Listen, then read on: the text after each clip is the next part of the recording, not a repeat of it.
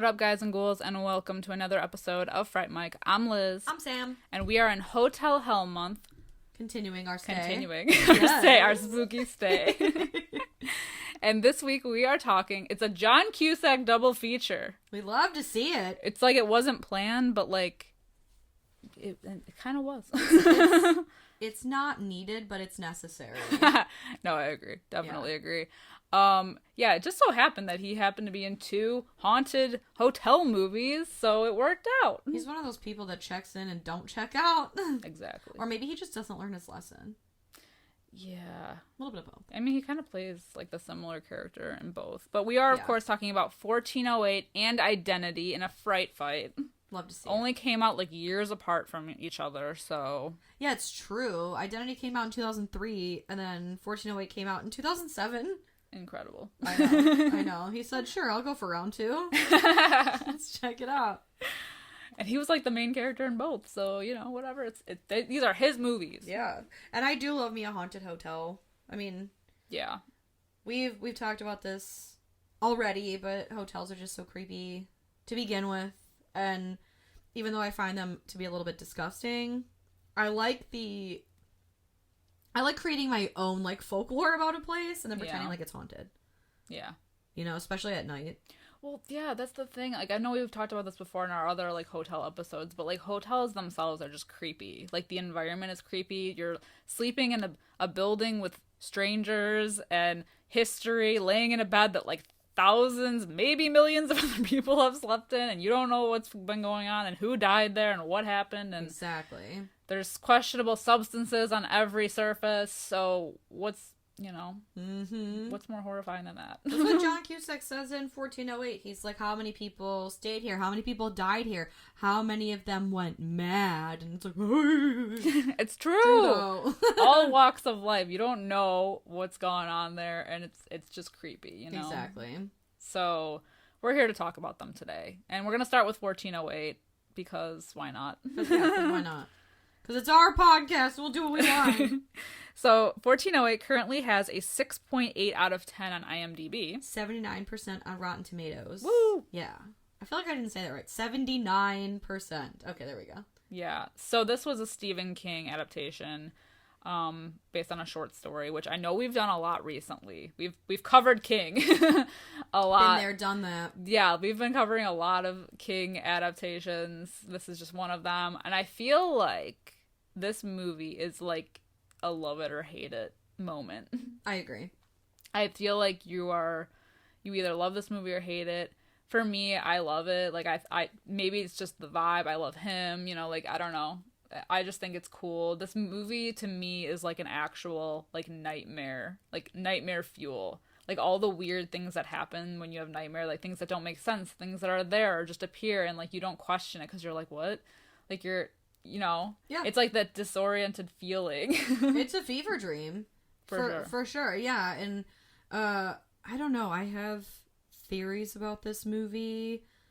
I will say I do love this movie as well, but it's one of those, I've seen this 100 times, and the first, like, you know, the first 50 times, I just took it at, like, face value for what it was, which is a guy checking into a hotel, and the room is evil, and it's haunted, but the more I watch it, the more I'm like, maybe I'm looking too into it, but then I start thinking, like, oh, is this like an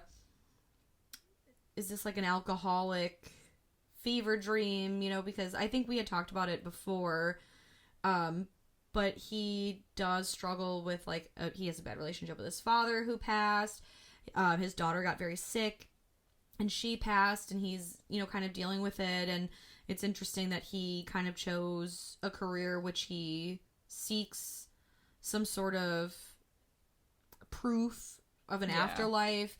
And while he's in the hotel room, he kind of does go through, like, the 5 stages of grief. And I just wonder, is this... Because it is written by Stephen King, who was a drug addict, and I believe an alcoholic. Yeah, I think so. So it's just interesting, like, is this room haunted? Or is this all, like, an alcohol-fueled, like, dream? You know, right.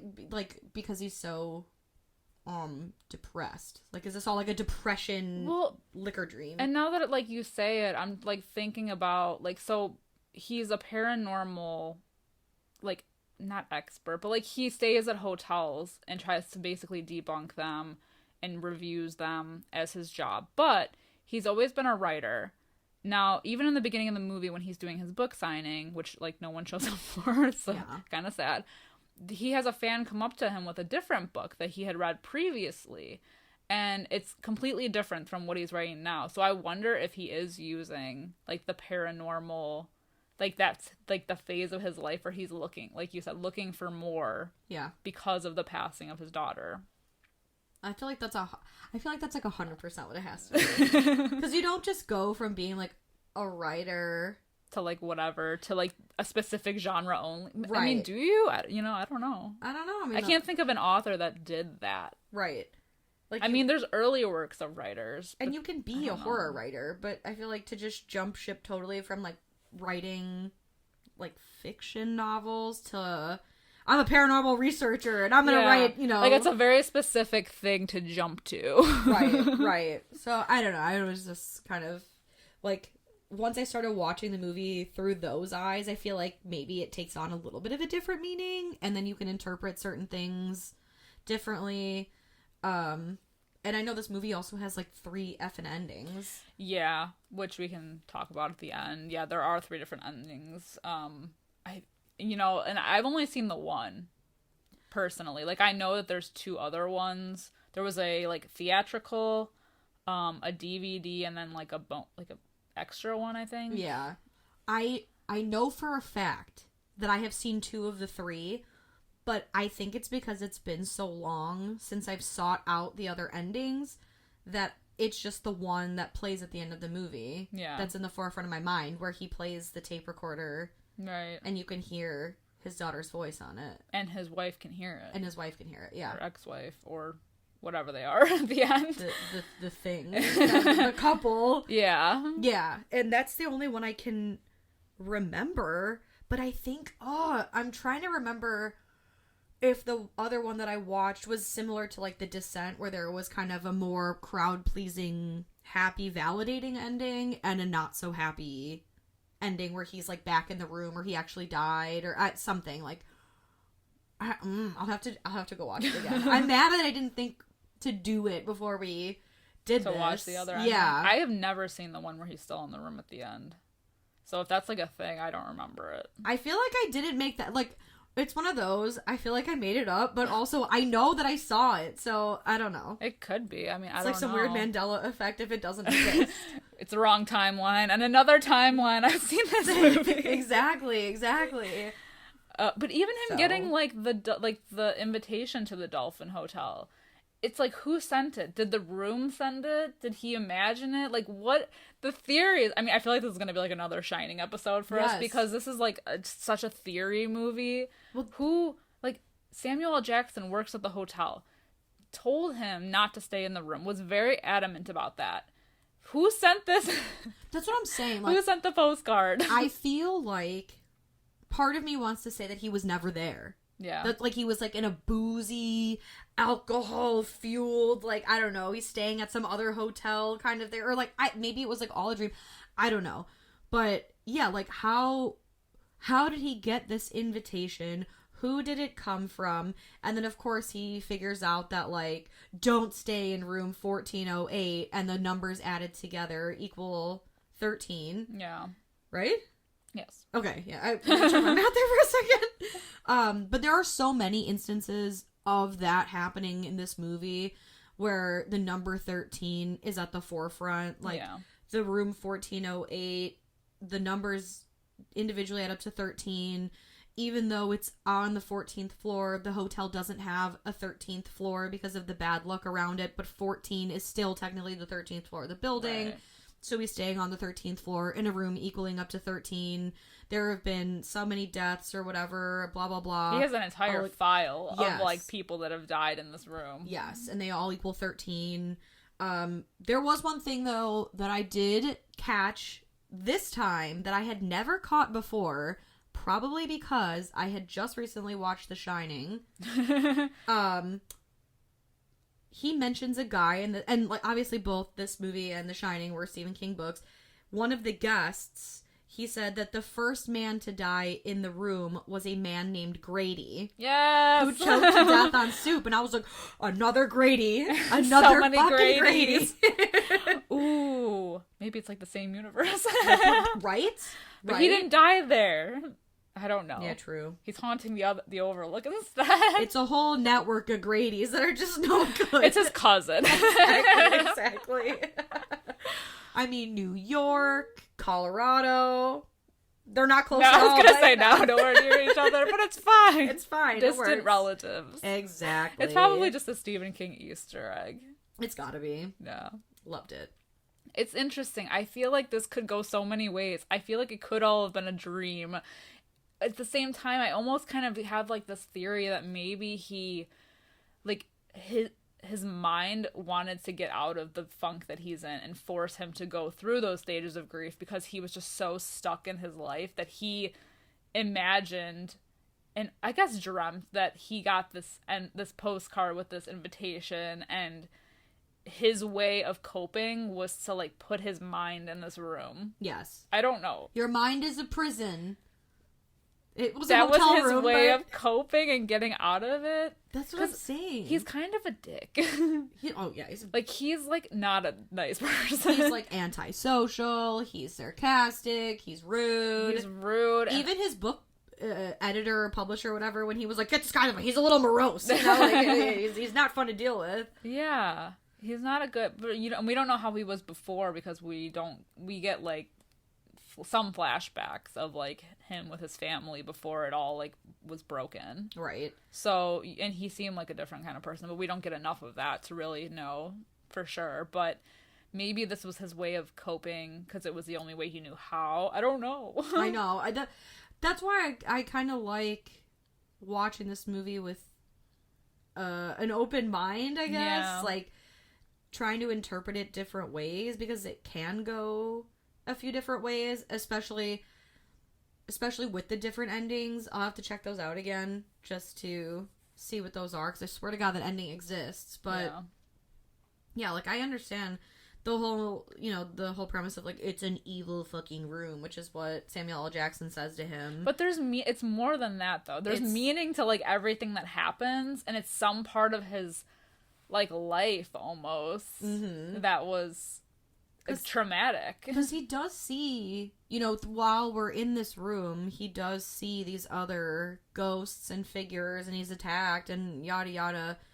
But I feel like he does go through like a big transformation, and the room really targets his identity as a like a grieving, like there's his something vulnerable about spots. Right. It's like this whole sins of the father kind of thing, because his dad was a shit dad and he hated him, and there's this guilt about his own daughter, and was he a bad father for not being able to save his own kid or whatever. Like it's real father heavy in this. It is.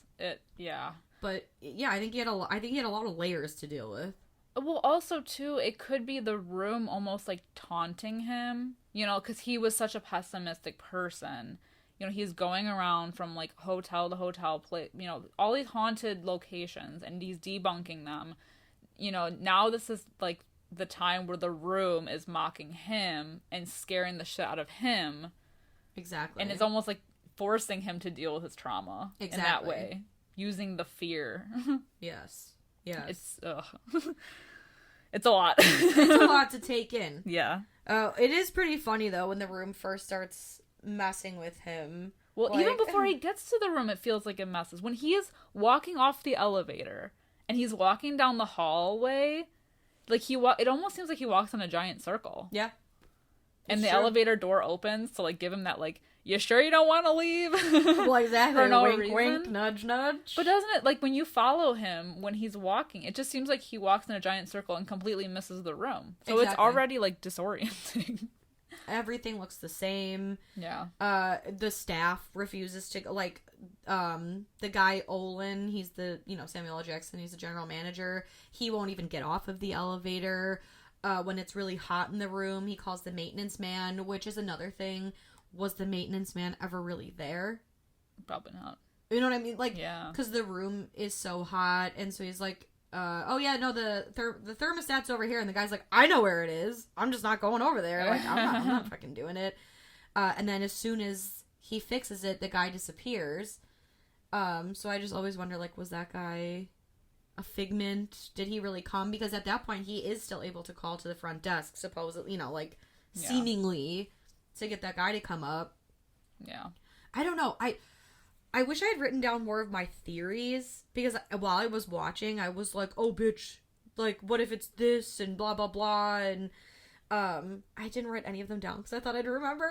Well, that's always my problem. Yeah. Honestly, I feel like at first the room just kind of starts to scare him. You know, like the radio blaring and then the chocolates suddenly appearing on his pillow. Like little things like that. Toilet paper being folded. Right. And he's even like, okay, like there's somebody else in the room that's like fucking with me, because they were so adamant about him not staying there that like this has to be the reason. Like they're messing with him. It's like a huge hoax, and they're just trying to scare people to not stay in this room. But like it just escalates from there. You know, like the hot water, the window on his hand, like getting smashed. Then he's actually hurt and he's trying to call for help, and he tries to call the desk, and it's like one thing leads to another, and it's like they're mocking him, and he's like seriously injured, and like, nobody will help. The alarm clock even counts down from 60 minutes, which is something that Olin says, like, no one has lasted more than an hour in 1408. And so he's like, you know, he's thinking, oh yeah, no one lasts more than an hour. Like, that's really clever. Right. And he even tries to check out, because after he hurts his hand, you know, he's like, I want to check out. Like, this is ridiculous. I'm actually hurt. Like, whatever. And it's like a recording over the, or like a woman's voice over the phone. Right, exactly.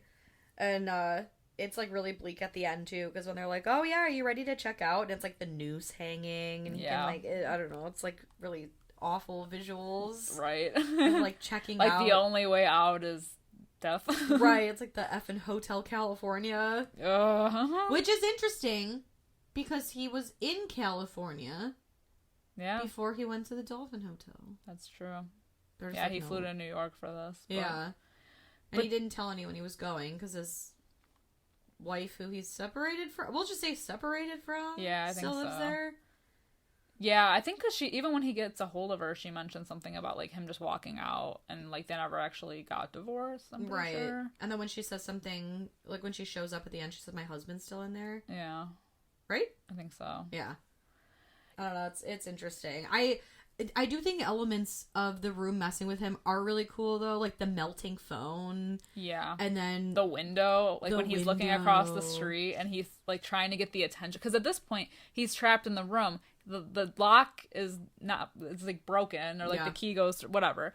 He can't get out of the room. He's looking across the street at like a guy who he sees sitting there. He's trying to get his attention. He's trying to throw things out the window, and they're just like disappearing as they go. And then when he like looks and he sees like a reflection of himself, and then the creepy weirdo and behind him. Yes. He holds the lamp up because he notices the guy across the way is doing the same movements, and then he holds the lamp up to his face, and it's himself. But it's weird because it looks like somebody else. It's true. It's so crazy. And then when he tries to escape the room by crawling out of the window, and you get that wide shot where it's literally just the two windows to 1408 and everything else is brick. Yeah. And so there's like no escape, and it's just the two windows. That shot is so like, oh fuck. Right. And then he comes back into the room, and the sign on the back of the door, you know, it says like, oh, here, you are here, and you know, the emergency exits or whatever to the hotel, and it's literally just the room. Yeah. And no escape. See, that's the kind of claustrophobic shit that I can't handle. Right. That's the thing that always creeped me out. Like the you're stuck and you are never leaving the spot again. Yes. That's what I think is the scariest part about this movie. There's a movie, totally off topic, but it's called Grave Encounters, and it is very much that vibe where they're paranormal investigators, and they're going to go check this place out, and when they go to leave, they realize that they cannot go. It's like the Deep House, too. It is. The, like, oh, your exit is bricked off. And just like this, when he looks through the peephole of the door, and it's a brick wall, you're like, oh fuck, like this is purgatory. Like this is like, no, this is like an actual hell. Like this is my idea of hell. Exactly.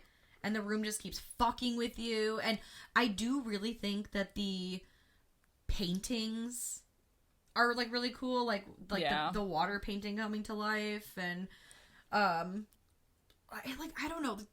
I like when the room is messing with him and playing mind games with him and stuff. I have to say, maybe this like makes me a bitch, because these are like the deeper parts of the movie. But the scene with his dad. Oh yeah. Where he's like, where I am now, you soon will be, or whatever. And then like, I just was like, I don't fucking care. Yeah. Because they never really like. The only time they mention his relationship with his dad is when the girl at the book signing with his old copy of the book was like, oh, the relationship between the father and whatever is so real. Like, is any of that true? And he says no. I think it was just all part of his trauma that he like buried deep into his like self. Yes. That was just coming out. And like, I guess it was just another way for the room to like pick out his vulnerable spots and like really mess with him in that way. More than just like a trick of the eye. It was like actually getting to like his daughter, his dad, like all the guilty ass things that he felt. Yeah.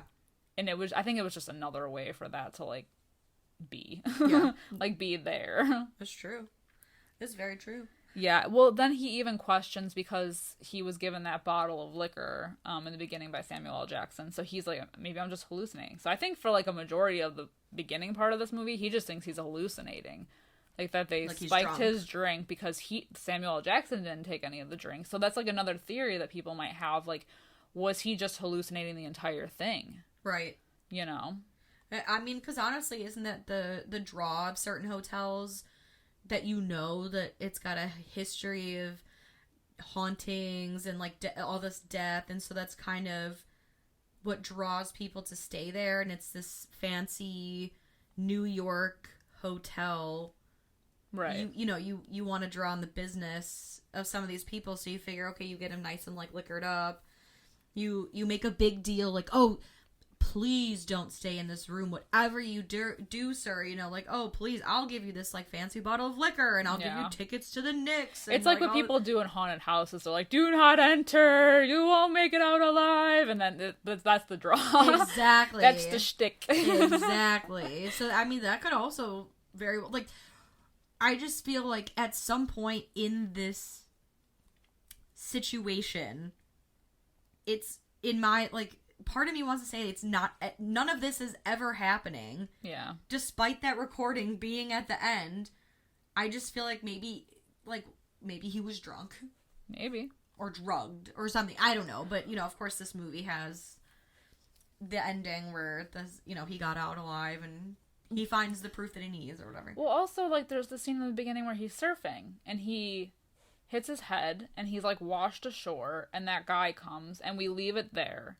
And then, but at the end of this, when things have escalated, it's the same thing. It's almost like it was all a dream ending until it wasn't. Yes. And he's pulled back. Which is cool. Like, I usually hate, like, a fake out scene or a scene where it seems like it's going to end and then it's a dream and then we go back 20 minutes or whatever. Yeah. I did appreciate this one, though, because I thought for a second, and even still, like, just all the theories of this movie, did he drown that day? And all the rest of this is, like, his... they always say, like, when you die, your brain gets flooded with the same chemicals, like, your dreams. Yeah. And so, like, is this almost like a post-mortem dream that, like, he was able to find... Like, in order to move on in, like, an afterlife, he has to reconcile with his father and his daughter. Yeah. Kind of thing. I don't know. But, yeah, like, it's cool that they not only do the fake-out scene where, like, he's washed up on the beach again, and... his wife, and he's in the hospital, and it goes on for so long that you're like, oh shit, he made it out. Well, too, like, when he was still in the room, he got connected with her via his laptop, so she knows that he's there. She sends the police. She says the police have arrived already. Like, where are you? No one's in the room. And you're like, oh, fuck. Right. It's like the Inception music. I was just going to say, it's like fucking Inception. It's like, bro, the room turns around and we're all floating. Like, what the fuck? Like, it's so fucking intense. Like, we're like, oh my god, what the fuck is real and what's not? Like, it blows my fucking mind every time. And like, and even he is like that. Like, the camera work in this movie, the like zooming in on his face and like zooming out, like, fuck. I know. Man, and the set for this It's movie nuts. must have been amazing, especially toward the end when like it's like fucking flooding and then snowing and then like fucking oh my god. It's crazy. It's like a song of ice and fire. It's really fucking hot, and then he's got, you know, shit like frozen boogers coming out of his nose and shit. Frostilicus. Oh my god, it gets so intense. It just escalates so quickly. I know. But then it's interesting because his like wife, she does end up going to the hotel room. So then you figure, okay, his call did actually go through. But so, and then at the end, when it's just the two of them, like the true end, she says, like, why you should throw all that shit out, like, it's just gonna bring up bad memories. So, like, was it all, like, was he there? Was he not? Because she knows about it. Right, and this stuff smells like smoke. And he did set the room on fire. Which, wait, let's for a second, I had to point this out too, because this is another, I feel like, Easter egg with, like, the whole Stephen King thing. You know how in Misery, James Caan, he always had that cigarette? Yeah. And oh, whatever. yeah. And now he it's a writer thing. It's a writer thing. Yeah, and he's a writer, and every time he goes into the room, he puts a little cigarette in the ashtray. I was like, oh, look at that. It's another little it's a Misery nod. Yes, but, yeah, he's like, fuck it. If I fall, you're going down with me, and, it's been a good run. And he still is talking in his little majig. Yeah. At his, like, tape recorder, and he sets the room on fire. He takes the bottle, because the clock runs down. Yeah. It's, like, so wild, because he's brought back into the room. After being in the hospital. Yes, after you think he gets out, and he's brought back into the room, and the clock is counting down, and he's like, this is fucking it for me. And then after the 60 seconds is over, boom, the room is completely reset. And the clock resets, and you're like, "Oh my, like a purgatory. That is my hell." Exactly. Let me tell you, that is my hell. Exactly. I can't. And so he's like, "Fuck it." He's like, "You win." In the case of Mike Enslin versus the Dolphin Hotel, this case is closed. You guys win. It's haunted. He makes like a Molotov cocktail essentially and burns the room down, and the actual room starts to burn, and all of these, like, actual hotel patrons start coming out, which I do also think is weird in a way, because it shows Samuel L. Jackson sitting back, and he's like, well done.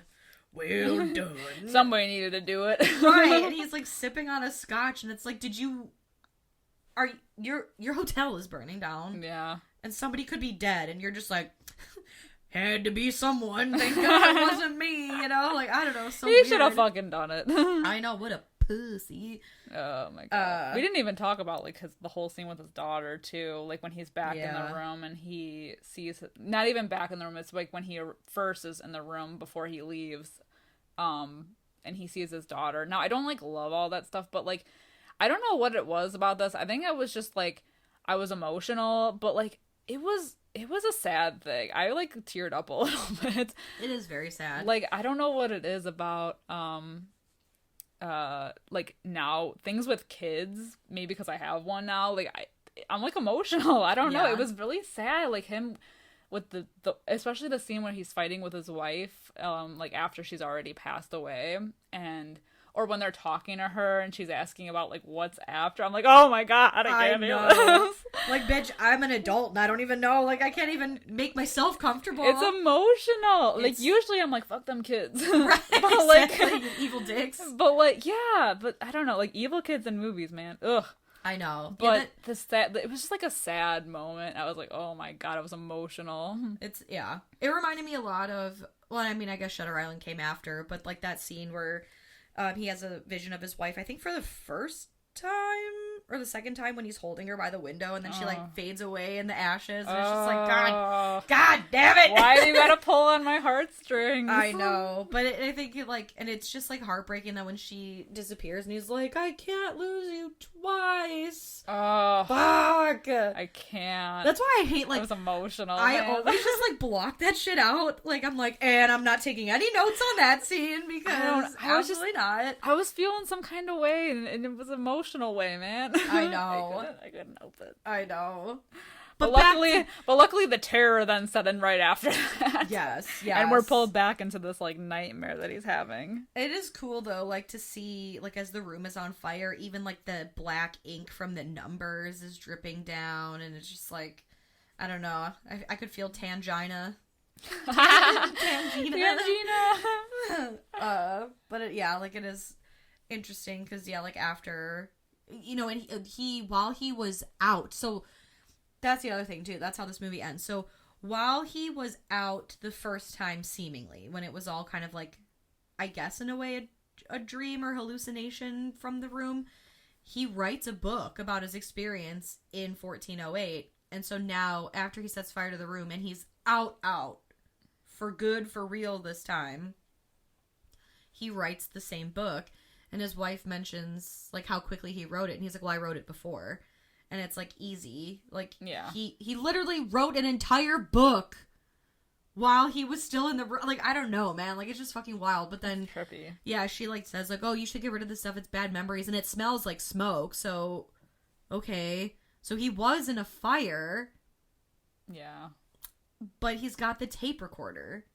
That plays... With the voice of his daughter. Exactly. Which is one ending. And he plays it and the wife can hear. So that's ending number 1. Exactly. Ending number 2 is he has the recorder and his wife doesn't hear it. Right. Like only he can hear it. But and I swear there was an ending where he didn't get out. Yeah, I think the other ending, which I've never seen, is where he doesn't get out of the room and I think he dies in the room, but he goes with his daughter. I think. I don't know for sure. I feel like it's like a hallucination. Like, am I making this up? I swear I've seen it. Maybe I haven't. Oh, I don't know. If anybody's seen it, tell me, and I'll do my own research too. Yeah. So future me, if you listen to this and you're wrong, you dumb bitch. But anyway, that is 1408. One more Easter egg: the axe was the same axe that Jack Torrance had in The Shining. So there is a connection. Grady, the axe. I'm telling you. Oh my god, that's crazy. I don't even think I thought about that.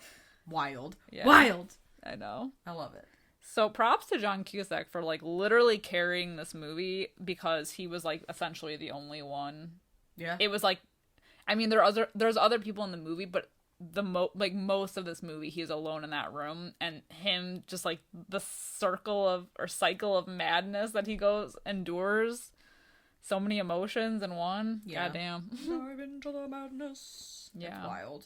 Yeah. Yeah, this is good. This is a good movie. I don't know how people don't like it, but I know everyone's entitled to their own opinion. Yeah. Whatever. That being said, Sam, what is your rating on 1408? It's so hard to rate this movie because I really like this movie a lot, but I know it's not without its flaws.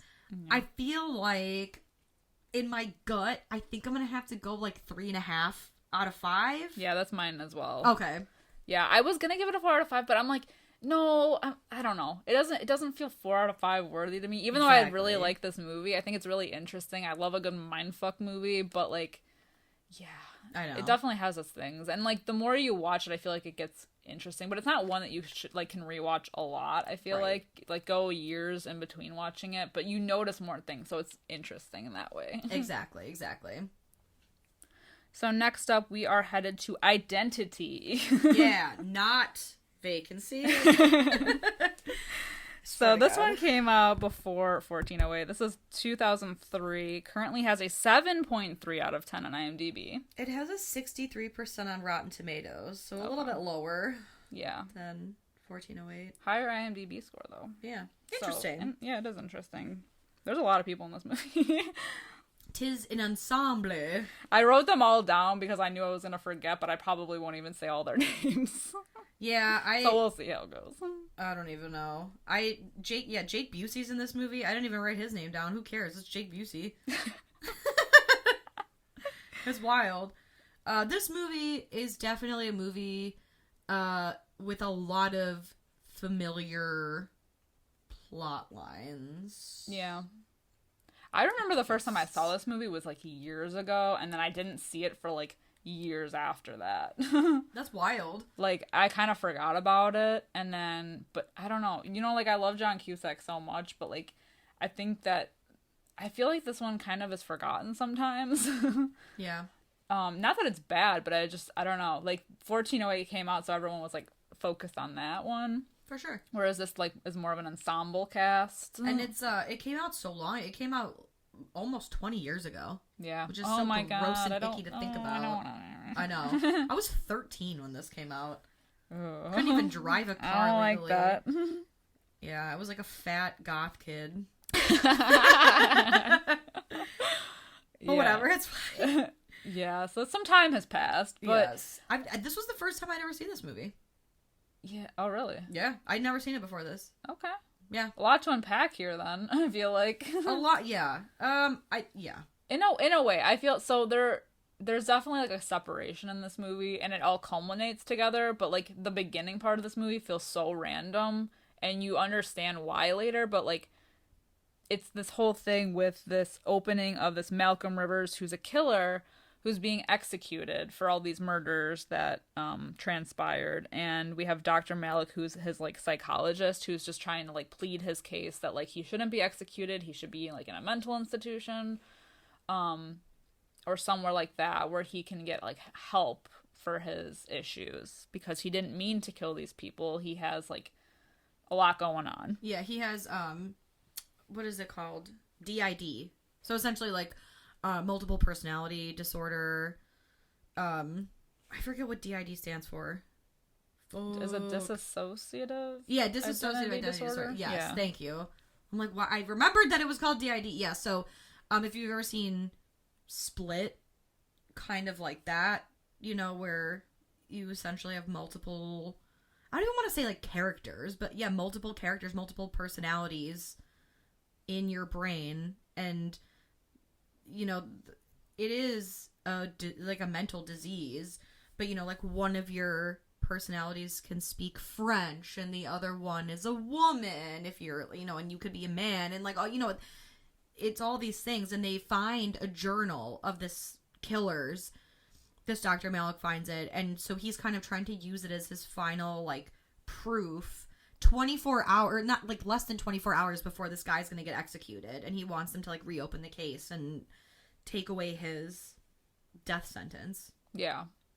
But then it cuts away, and now we're with 10 strangers who get stranded at this motel, like, in the middle of nowhere. It's like a torrential storm that's happening. There's, like, the roads are flooded, so they all, by a series of, like, circumstances, they all end up at the hotel. Yes. Together. And then, from there, it's like, they're slowly picked off one by one, and then it's basically like a whodunit.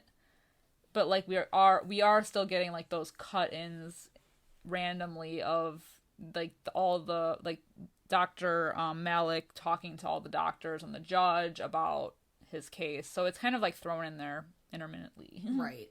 And one of the, or I guess I should say 2 of the 10 strangers that come to this motel, one of them is a cop, and the other one is a prisoner. Yeah, he was, like, transporting him. Exactly. So with these cuts coming in, like, in between, you know, shots of, like, the hotel guests and everything, you're thinking, oh my god. Because at first I thought, oh god, well, of course, like, they're gonna try to play it off like this prisoner is the guy that they're talking about. That's, like, a psycho. And then you have, like, this guy who's got multiple murders, you know, running around this hotel. And I'm like, but it's gotta be, like, a total, like, fake out or whatever. Like, it's more than just that. Exactly. So, like, when they said that his name was not Malcolm, you know, right. I was like, oh, okay. And then they wheeled him out, and I was like, oh god, it's fucking Jake Busey. But, you know, of course he escapes, and, you know, while these people are getting picked off one by one, that's, like, kind of the thing, is all of these hotel room key, or I should say motel, these motel room keys are being left with the bodies, like, counting down from 10. Right. you know, and... I have a few questions, though, before that. Like, Sure. how did the cop get to the hotel if the roads were flooded both ways? That's... honestly, that's where because I did kind of figure out what was going on in this movie. Just because it is so familiar. It's kind of like Split meets The Others meets And Then There Were None, because it's the 10 strangers, and you know, even when Clea Duvall's character, she's kind of like, oh, well, you know, do we all know each other in some way? This reminds me of a poem or like a book, and it's like, oh, yeah, it's I think the poem is called 10 Little Indians, which I feel like is like it's like a problem now, you know, but yeah, it's essentially And Then There Were None, you know, where so once she said that, I was like, okay, like, I get it. And, you know, these 10 people coming to one central location, getting picked off one by one. Not to be a spoiler, but the movie is so fucking old and the book is so old. So, And Then There Were None, the killer ends up being one of the people who had seemingly died. So I had assumed in this movie the killer would end up being one of the people who had already been picked off. Now, which one? I did not figure that out till the end. I should have fucking known, but it was... Yeah, I feel like there's elements of this movie you would that I'd think seen it would otherwise. have been, what was her name? Alice, the wife of Dr. Cox from Scrubs. You know, like, they have George, Alice, Timmy, you know, like the couple with the son. So you think because she was the one who was standing in the road when they got the flat tire that John Cusack accidentally hit because he was being distracted by Rebecca De Morey, who he was transporting as well. He's like a limousine driver or whatever. So he hits her. So she is the first one that's injured, literally on her deathbed. Also, why didn't he take her to the hospital instead of being like, I'm going to go get an ambulance and bring it back here? Exactly. Weird. But regardless, so you would think it would be her that would be like the killer because she was the first one down. But I feel like people die before that or after. No, before she dies. Yeah, so Rebecca De Mornay's character is the first one to croak. Right. But I feel like I went on like this long tirade thing. But yeah, going back to your point, you start to understand that maybe things aren't what they seem because no one can leave. Yeah. Or no one can come back. You know what I mean? Like, it's like the same formula of basically like 1408. They're stuck there. Exactly. There's no way out. Right. And all the roads are flooded, but suddenly this cop can get there just fine. Or, you know, these other people can all get to the hotel at random different times, but when they tried to leave before so-and-so got there, the road was flooded.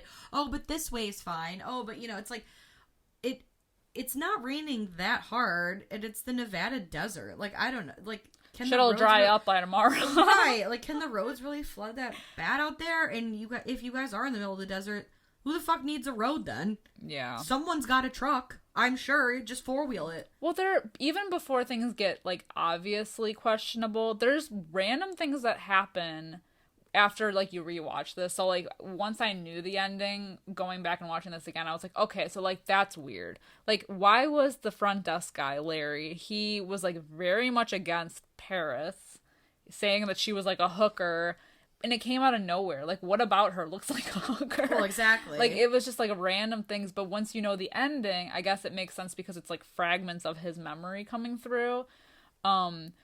But, like, at the time, you're like, okay.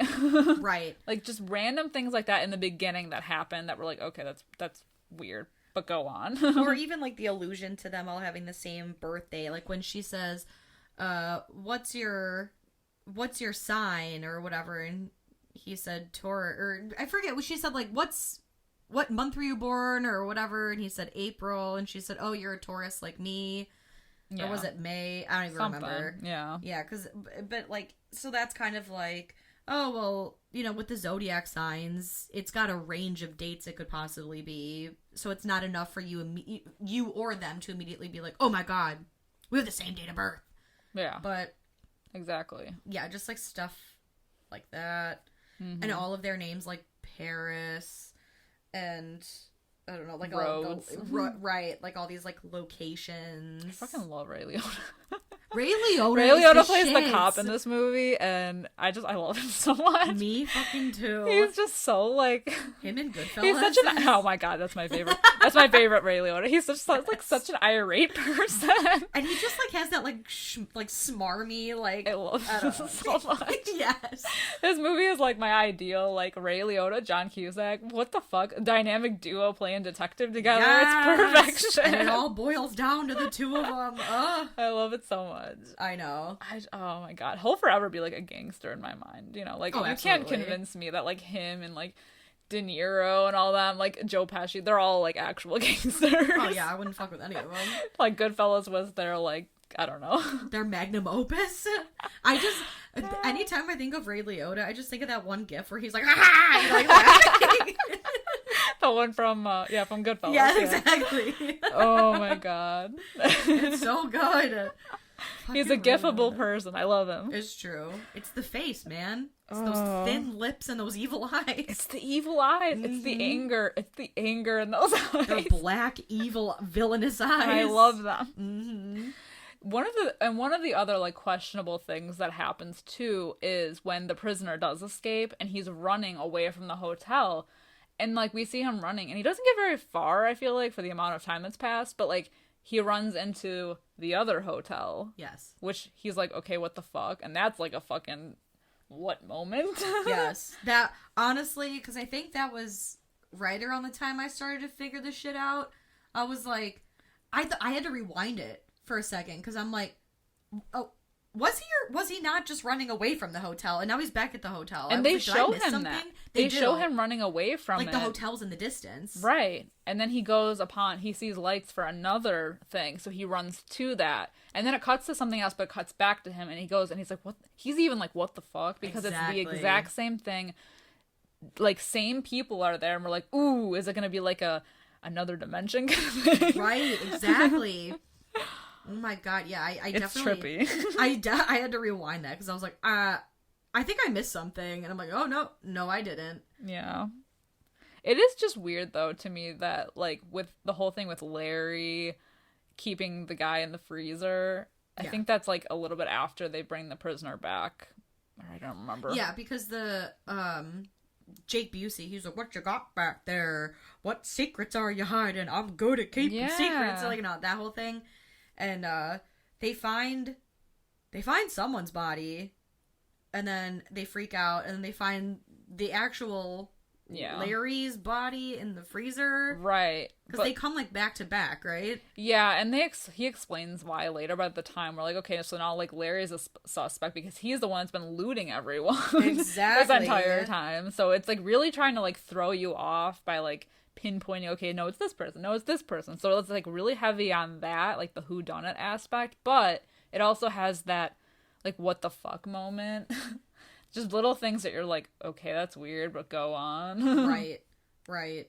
And I do like, for a second, I kind of was like, oh, well, it's just weird to me that if they're all in this one central location and like with the twist at the end, like, oh, that's weird that they all have these backstories and these things that they were doing before, because usually with a twist like this, they just are in the middle of the action and there's no like previous knowledge of their lives beforehand. But you see clips of Paris being like a sugar baby and like the family, or like maybe not the family, but like you do see like clips of their lives, or like find out things like the couple that just got married, and there's this whole like, was she or wasn't she pregnant? Like she lied about the pregnancy. So like there's details in there where you're like, why would these even be necessary? But with the whole ending being that it's all of these people are just in this killer's mind because he does have DID. Right. Then of course it would make sense that they all have these backstories because this person has made up these histories for these people. Right. And it gets even more like what the fuck when the bodies start disappearing. Like when at the end, and then you're really like, okay, what the hell is going on? And that's when all these realizations happen. And I mean, we've already spoiled it. So like, yeah, it's all in this killer's mind, this Malcolm Rivers, who has this identity. So all of his disassociative identities are the characters in this movie. Yes. Either through, like, something he created himself, like, on his own, or, like, memories of people. Because they mentioned that I believe, I don't know if he was abandoned at a hotel. He lived at a hotel with his mother, I believe, who was a hooker. I think so. I feel like they briefly touched on it, where they, like, it was some significance where he had seen these people, like, come in and out of the hotel or the motel that they were living in. And, like, these are where the people came from, like the fragments of these people. Exactly. And as they bring the prisoner in real life to try to prove one last time that he does have DID and, like, all this stuff. And as they're kind of breaking through, like, there's a really cool moment where John Cusack's character comes through and you see him kind of in those prisoner clothes, but when he looks at himself in a mirror, he sees the actual face of the killer and Malcolm. Not exactly, and not John Cusack. And so he's like, what the fuck? So it's, like, messing with his brain.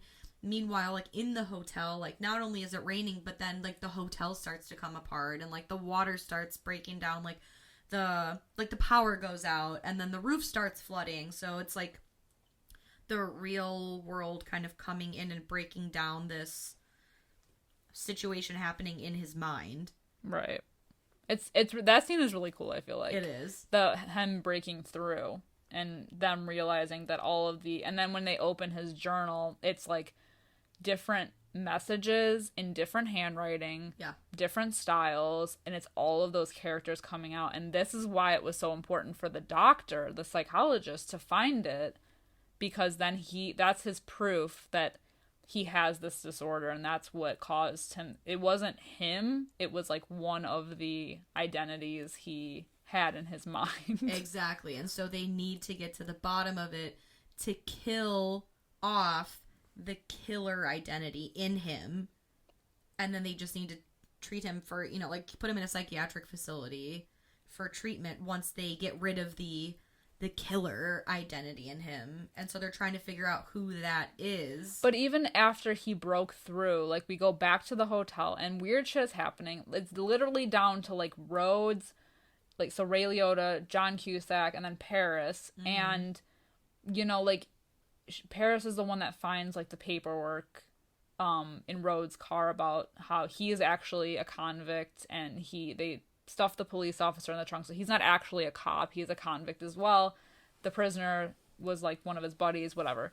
So, but, like, he's, like, they're chasing each other around the hotel, but even when John Cusack goes to, like, shoot him, and they go to, like, shoot each other, he's like, I know it's not you, and he kills him anyway. Right. But then John Cusack dies, so it's, like, all the personalities are just, like, dying off, so it's left with, like, we're left with just Paris. Right. And, like, that's the thing, like, all she ever talks about is, like, wanting to go to Florida to make, like, she's gonna plant oranges, and she's gonna have this, like, orange grove or whatever. And she really does seem like I want to say, like, a peaceful entity. Yeah. So if that's who she's left with, like, that's, I guess you'd say that's probably who he is, like, at his core. You would think. Like, that's his, like, id? That's what they wanted him to be, I think, at the end. Because when he's killing off these identities in his head, even the doctor's like, okay, like, are you here with us? Like, and when they're driving him to, like, the ward, he is, like, seemingly happy because in his mind, he's still Paris. He's, like, blissfully unaware of everything, and he's gotten his dream. And then we find out the real truth. Yeah, that the killer is that little shithead.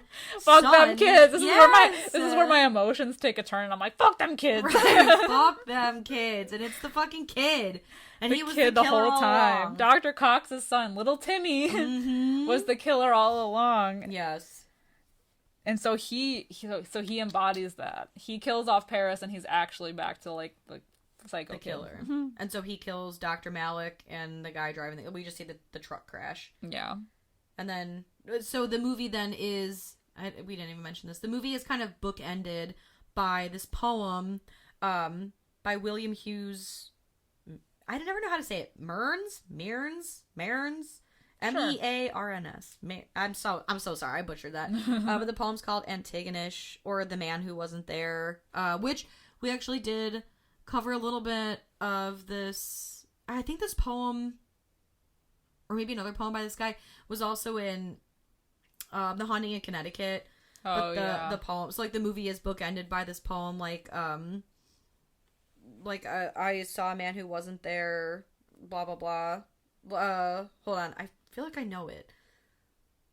Last night, something on the stair, I saw a man who wasn't there. I saw him there again today. I wish he'd go away. Something like that. Woo, poetry! Right. I know that's not like 100%, but it's good, and it's what we start the movie and end the movie with. So, again, it's kind of spooky. Cool? I don't know. Yeah. It's a cool movie. I feel like I say this about every movie we cover, but it's very Twilight Zone. It is. Like, if this was a Twilight Zone episode, it would be like that one where all the people are in the town and there's like no one else around, but ooh, that rhymed. Yeah. But like it's actually like people with like a mic or not a magnifying glass, like looking down on them, controlling everything in the town. Yes. It's like that. It is very much that. This movie definitely has elements, like without, it's a spoiler-free comparison of the others, Shutter Island. Yeah. Because those movies are not this, but they have like similar like mind game twists kind of things. But don't worry, I did not spoil anything. Those movies do end differently than this. I do love the like sleazy motel, like the rain drenched vibe. Me too. I kind of live for it. I love a good motel, not to stay in, but to like watch, you know. I feel like it's like a really good setting for a horror movie. And it is raining pretty bad today. Yeah, it's At gloomy. the time of recording, yeah. So it's wow, perfect. What a mood. Yes. It's meant perfect. to be. In a way, I feel like too, this is almost kind of like a Final Destination movie in that like people die off one by one and like you can't stop it. So they're just trying to figure it out in time to like hopefully save someone and like find out who's doing it, and like I don't know. Exactly. It gives off that vibe too. This is why I never leave my hotel room or my house. Yeah. You can't kill me if I don't leave. Well, I guess you could, but it'll be harder. Yeah. Well, yeah. That's what I tell myself anyway. Also, motels are gross. Yeah, no, the last time I stayed in a motel, I was, oh god, how old was I? 17, 16, when my mom was getting remarried, and wow, what a shithole. I'm sure I feel like I remember there are bloodstains there. No. I swear to God. It was called the rough. Evergreen Motel, and it was in some backwoods, like I'm not making this up. It was in Kentucky. It was called the Evergreen. Please don't sue me. It was in like the mountains. I don't remember where in Kentucky, but like there was no cell reception, and I just remember thinking to myself, oh yeah, I'll probably die here tonight. You know, I had a good run and just learned how to drive, but you know, it's all good. I have my whole life ahead of me. Right? Yeah, whatever. It's fine. Yeah, motels are gross. Yeah. Would not recommend. If you can help it. Yeah. Well, let's get to ratings then, right? Hell yeah, let's get to ratings. What are you going to rate Identity? This is hard. Oh my god. I'm trying to think. This was hard. This and 1408 were hard because at one time I felt like they were both like equally good. I think they're both good. I love a good ensemble whodunit.